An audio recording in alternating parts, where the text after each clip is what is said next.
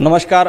Bharatiya Janata party प्रदेश कार्यालयामध्ये आयोजित या पत्रकार परिषदेमध्ये आपल्या सगळ्यांचं मनापासून स्वागत। उभाटा गटाचे पगारी नेते संजय राऊत यांनी आज मुख्यमंत्री देवेंद्रजी फडणवीस यांच्यावर टीका केली। संजय राऊत यांना मला सांगायचं आहे की देवेंद्रजी फडणवीस हे मॅन ऑफ मिशन आहेत, तर Sanjay Raut man of commission आहेत। ज्या पद्धतीनं कमिशन खाण्याचं काम, ज्या पद्धतीनं दलाली वसूल करण्याचं काम संजय राऊत यांच्याकडनं केलं जात आहे। अलिबागमध्ये संजय राऊत यांच्या नावानं 10 प्लॉट आहेत आणि हे 10 प्लॉट कशा पद्धतीनं खरेदी केले, कोणाकोणाकडनं कमिशनच्या माध्यमातून खरेदी केले, त्याचे सगळे सातबारे आमच्याकडे आहेत। संजय राऊत कमिशन खाण्याचं काम, संजय राऊत दलाली खाण्याचं काम तुमचं आहे। देवाभाऊ सातत्यानं मॅन ऑफ द मिशन आहेत। ज्या पद्धतीनं महाराष्ट्राचं मिशन हाती घेऊन देवाभाऊंनी महाराष्ट्राचा कायापालट केला, तर तुम्ही खंडणी वसूल करून, तुम्ही कमिशन खाऊन मॅन ऑफ द कमिशन अशा पद्धतीची वागणूक संजय राऊत तुमची आहे। देवाभाऊंनी मॅन ऑफ द मिशनच्या नावाने मुंबईचा विकास केला, मुंबईमध्ये मेट्रो आणली, अटल सेतू बांधला, कोस्टल रोड बांधला। तुम्ही मॅन ऑफ द कमिशन खाऊन पत्राचाळ घडवली। तुम्ही मॅन ऑफ द कमिशन खाऊन अलिबागमध्ये 10 प्लॉट घेतले। तुम्ही मॅन ऑफ द कमिशन म्हणून मुंबईतल्या मराठी माणसाचं घर लुटण्याचं काम संजय राऊत तुम्ही केलं। त्यामुळे देवेंद्रजींवर टीका करण्याची तुमची पात्रता नाही। मॅन ऑफ द मिशन असलेल्या माणसावर तुम्ही टीका करू नका।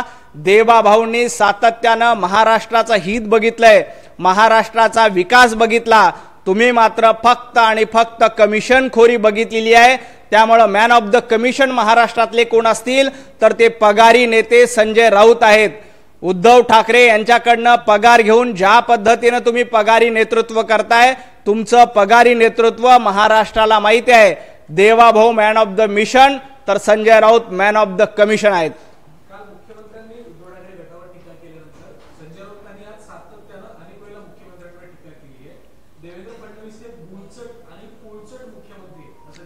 बावळट आणि खुळचट कोण होतं हे महाराष्ट्रानं बघितलंय। 2.5 वर्षाच्या काळात बावळटपणा कुणी केला होता, 2.5 वर्षाच्या काळात खुळचटपणा कुणी केला होता, बावळट मुख्यमंत्री म्हणून कुणाकडे महाराष्ट्र बघतोय हे आम्हाला माहित आहे। संजय राऊत, देवेंद्रजी फडणवीस हे काय आहेत महाराष्ट्रानं एकदा नाही, दोनदा नाही, तर 3दा बघितलंय। देवाभाऊंना 3 वेळेला महाराष्ट्रानं भरभरून आशीर्वाद दिलं आणि 3 वेळेला मुख्यमंत्री केलं। त्यांना तुम्ही बावळट म्हणतात। अहो, बावळट आणि खुळचट तुम्ही होतात। महाराष्ट्राचे बावळट मुख्यमंत्री कोण आहेत ही जर का स्पर्धा घेतली तर त्याच्यामध्ये उद्धवजी ठाकरे यांना निर्विवादपणे पहिल्या क्रमांकावरचं यश मिळेल। अशा पद्धतीचा बावळटपणा 2.5 वर्षाच्या कारकिर्दीत केला जातो।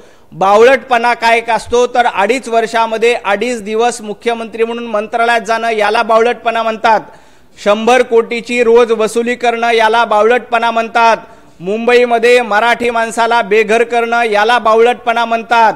मुंबईतल्या मराठी माणसाचं कमिशन खाणं याला बावळटपणा म्हणतात। मुंबईमध्ये कोविडमध्ये माणूस मरत असताना घरात बसून राहणं याला बावळटपणा म्हणतात। ज्या पद्धतीनं वाझे काय लादेन आहे का अशा पद्धतीचं वक्तव्य करणं याला बावळटपणा म्हणतात। त्यामुळे बावळटपणाचं शिलेदार, बावळटपणाचं नेतृत्व कोणाचं आहे हे महाराष्ट्राची जनता ओळखून आहे। एक मिनिट। शेतकरी प्रश्नांच्या संदर्भात जी मदत करतं मराठवाड्यात पोहोचते त्या संदर्भात सुद्धा त्यांनी टीका केली आहे। शेतकरी मदतीच्या संदर्भात फडणवीस कंजूस आहेत आणि ते त्याच पद्धतीने हळूहळू शेतकऱ्यांना मदत करतात असं त्यांनी। देवाभाऊ कंजूस नाहीत तर देवाभाऊ दिलदार आहेत। देवाभाऊंनी 2017ला कर्जमाफी केली आणि महाराष्ट्रातल्या शेतकऱ्यांना दिलासा दिला। उद्धवजी ठाकरे कंजूसपणा काय असतो तुमच्या दुष्काळ दौऱ्यामध्ये आम्ही बघितलं। शेतकरी तुम्हाला विचारत होता की आम्हाला काहीतरी मदत करा, तेव्हा उद्धवजी ठाकरे म्हणत होते की माझे हात रिकामे आहेत, माझे हात रिकामे आहेत असं म्हणणं याला कंजूसपणा म्हणतात। तर शेतकऱ्यांचा सातबारा कोरा करून शेतकऱ्याला आधार देणं याला दिलदारपणा म्हणतात। आणि देवेंद्रजी फडणवीस सातत्यानं इथल्या शेतकऱ्यांच्या पाठीशी उभे राहिलेत। उद्धवजी ठाकरे तुमच्या तोंडावर मराठवाड्यातल्या शेतकऱ्यांनी सांगितलं की आम्हाला तुमच्या कर्जमाफीची दमडी देखील मिळाली नाही, त्याला कंजूसपणा म्हणतात. तर 2017 साली जी कर्जमाफी देवेंद्रजींनी केली त्याला दिलदारपणा म्हणतात. त्यामुळे कंजूस तुम्ही आहात. पगारी नेते संजय राऊत यांनी कंजूसपणाच्या भाषा करू नयेत.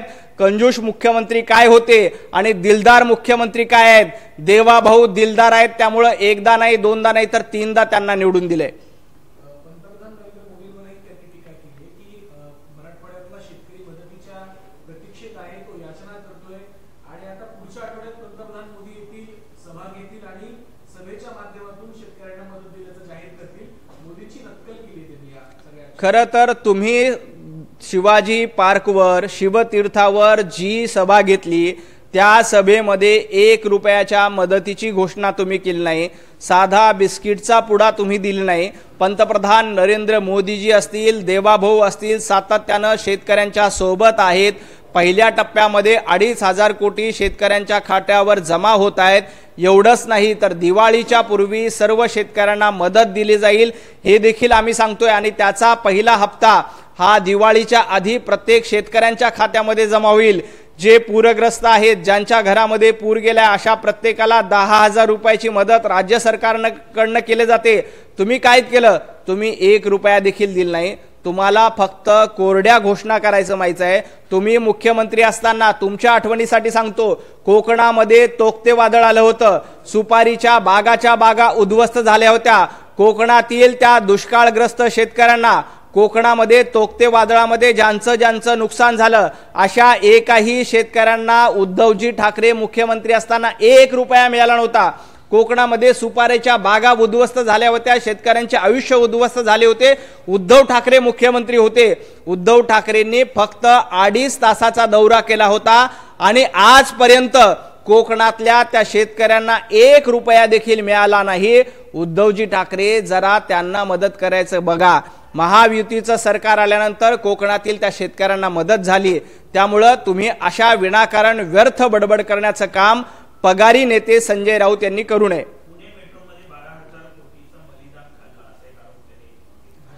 खरं तर मलिदा खाण्याची परंपरा ही संजय राऊत आणि उभाटा गटाची आहे. मी मलिदा खाण्याचं एक उदाहरण तुम्हाला देतो. महाराष्ट्रामध्ये महाविकास आघाडीचं सरकार असताना रोज 100 कोटी रुपये वसूल केले जायचे.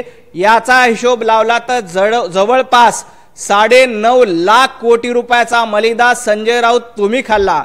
पत्राचाळीमध्ये जवळपास 1,500 कोटीचा मलिदा तुम्ही खाल्ला. एवढंच काय, कोविडच्या काळामध्ये लोक मरत असताना खिचडी घोटाळा करून मलिदा खाण्याचं काम, खिचडी खाण्याचं काम संजय राऊत तुम्ही केलेलं आहे. त्यामुळं तुम्हाला मलिदाच्या किंवा 12,000 कोटीबद्दल बोलण्याची गरज नाही. 12,000 कोटीचाच हिशोब द्यायचा असेल तर उद्धवजी ठाकरे मुख्यमंत्री असताना बिल्डरांना जवळपास 12,000 कोटीची करमाफी तुम्ही केली होती. अशा पद्धतीचा बिल्डरांकडनं मलिदा खाण्याचं काम, आपल्या जवळच्या बिल्डर मित्रांना फायदा करण्याचं काम उद्धवजी ठाकरे तुम्ही केलं होतं आणि पगारी नेते संजय राऊत यांनी केलं होतं.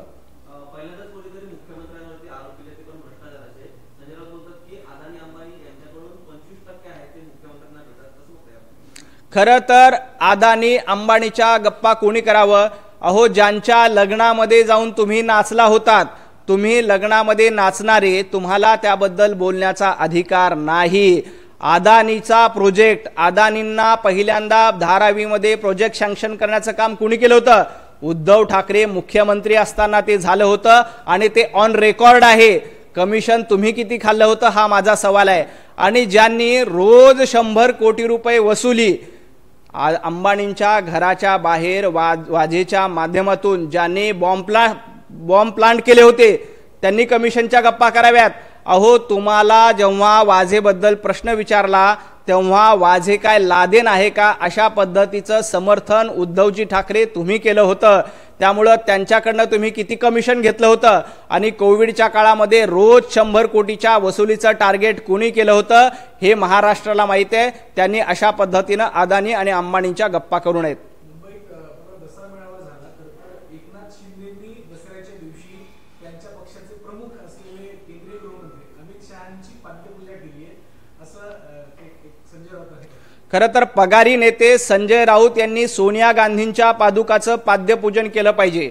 पगारी नेते संजय राऊत यांनी राहुल गांधींच्या पादुकांचं पूजन केलं पाहिजे। पगारी नेते संजय राऊत यांनी राहुल गांधींच्या प्रतिमेचं पूजन केलं पाहिजे, त्यांच्या पादुकेचं पूजन केलं पाहिजे। ज्या पद्धतीनं काँग्रेसची दलाली करण्याचं काम, सोनिया गांधी यांची दलाली करण्याचं काम संजय राऊत यांच्याकडनं केला जातोय, त्यामुळं त्यांनी आधी राहुल गांधींची पाद्यपूजा करावी, सोनिया गांधींची पाद्यपूजा करावी। सातत्यानं काँग्रेसकडनं स्वातंत्र्यवीर सावरकरांचा अपमान केला जातोय, तरी देखील तुम्ही राहुल गांधीबद्दल चकार शब्द बोलत नाहीत, तुम्ही काँग्रेसबद्दल चकार शब्द बोलत नाहीत।